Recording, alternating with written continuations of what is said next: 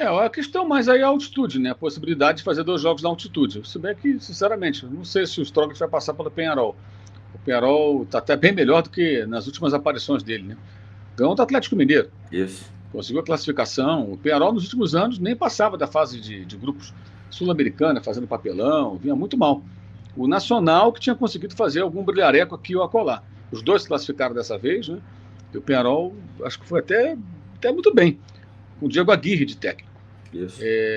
Então, são, passando pelo Bolívar, 2 possibilidades: enfrentar mais um time na altitude, ou enfrentar uma camisa tradicional no estádio onde a pressão é grande, e o segundo jogo sempre fora, porque o Penharol fez mais pontos que o Flamengo.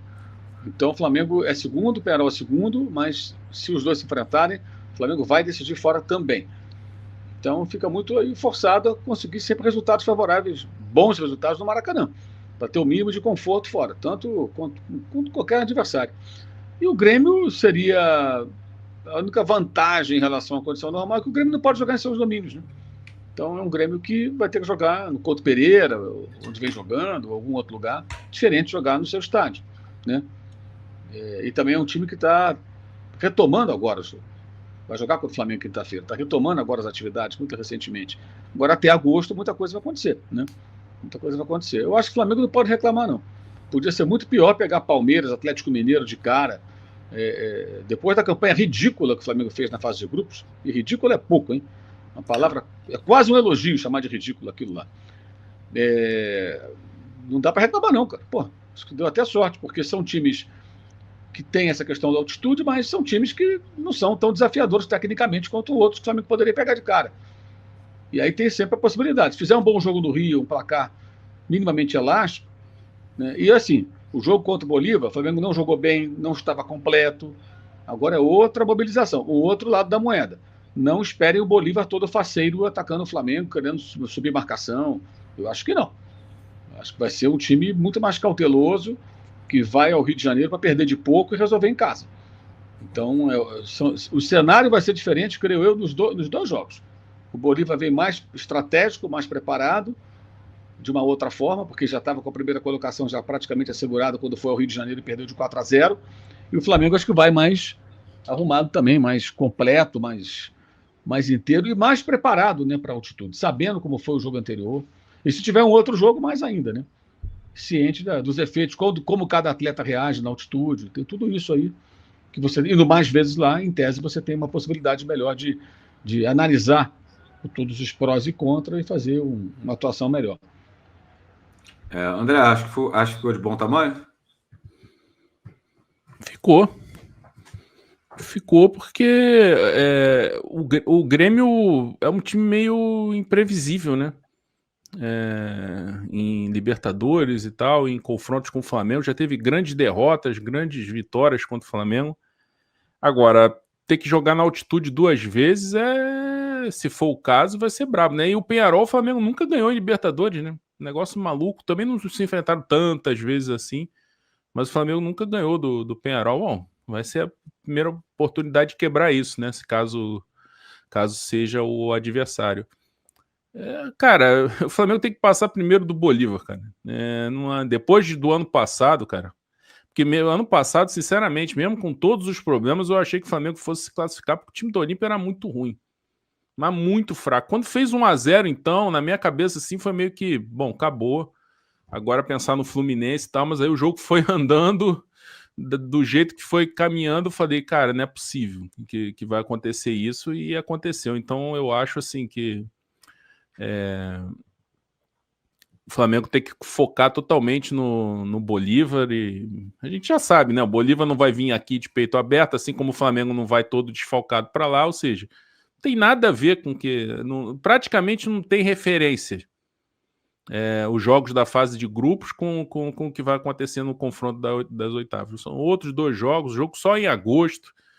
Então, até pensar nisso até provocar ansiedade sem necessidade, né? Acho que é melhor pensar no Grêmio, mas que saiu do duelo com o Flamengo, né? Do confronto com o Flamengo, do cruzamento.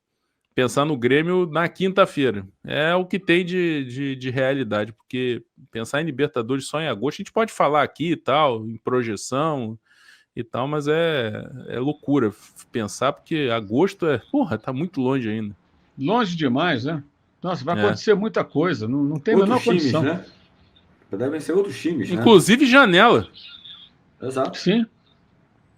Sim, pode ser melhor para pior, para melhor. Qual vai ser a fase do Flamengo até lá? O que vai acontecer com o Tite depois da Copa América? Vai ter bons resultados e vai sair ileso ou vai sair sendo atacado, como foi o Rogério Ceni em 2021 e gente pedindo a cabeça dele? Você não tem nem ideia. Do jeito que o Flamengo é uma loucura, o Flamengo pode chegar em agosto e ter outro técnico. Não dá para duvidar de nada, Não que eu queira isso, que eu deva ser isso, mas nesse Flamengo não dá para duvidar de nada. E mais, agosto, outubro, novembro, dezembro, 3 meses, menos de 3 meses da eleição. Tem isso também. Pressão eleição para presidente do Flamengo. Então, o time tem que estar bem, né? O presidente fazer o seu sucessor, concordam comigo que o time estar bem é algo fundamental? Pô.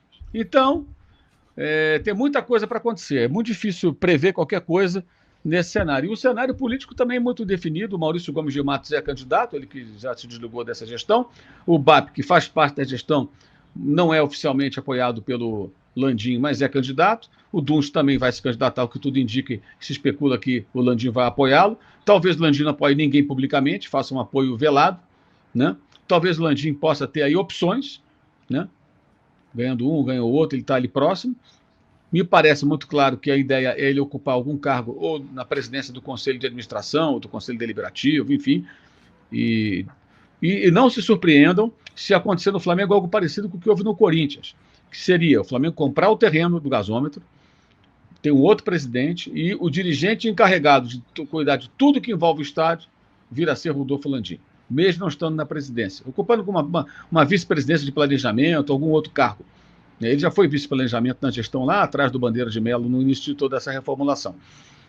Porque no Corinthians, o André Sanches não era mais o presidente, mas ele que falava pelo estádio, você se lembra? Ele sempre era o cara responsável pelo estádio, dava entrevistas, tudo era com ele. Não era com o presidente do Corinthians, na época era o Mário Gobi, no primeiro momento e tal. Não era ele o presidente, mas ele que falava pelo estádio, fazia parte da gestão. Pode ser que o Landim seja esse personagem, uma coisa mais ou menos parecida.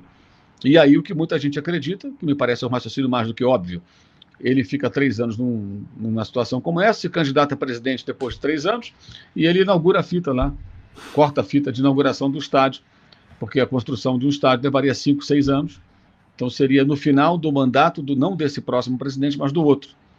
Aí tem uma questão, né? O cara que foi eleito presidente para o triênio 25, 26, 27, ele vai tentar a reeleição? Ele pode tentar a reeleição. Se o Flamengo estiver bem, ele vai querer continuar no cargo? Mas aí está muito longe também, a gente não sabe. Mas só para dar um cenário de como tem muitas questões políticas envolvidas. E muito mais do que isso. E isso também pode impactar nas decisões que venham a ser tomadas com relação ao time de futebol, dependendo do que acontecer. Porque não se engane, o Flamengo vai passar agora por uma tempestade. Fazer esses jogos todos desfalcado, não vai ser fácil. Não vai ser fácil. Acho que o Tite tem capacidade de conseguir organizar um time competitivo, abrindo mão de algumas possibilidades que ele tem com o time completo, beliscar resultados aqui e ali, mas não vai ser fácil. E como falou o André, os outros times esfregam as mãos. Que bom, vou pegar o Flamengo desfalcado, ótimo. É isso que todo mundo pensa. Então... E Mauro, não tem nenhuma novidade sobre a questão do preço do terreno ainda não, né? Não, ainda não tem nenhuma decisão. Isso ainda está sendo discutido. Eu acho que vai acabar saindo. É só lembrar sempre, para quem não entendeu ainda, o terreno não é público. O terreno pertence ao fundo, a Caixa gestora do fundo. O terreno não é da Caixa Econômica, ele não é público. E o Flamengo quer comprar o terreno.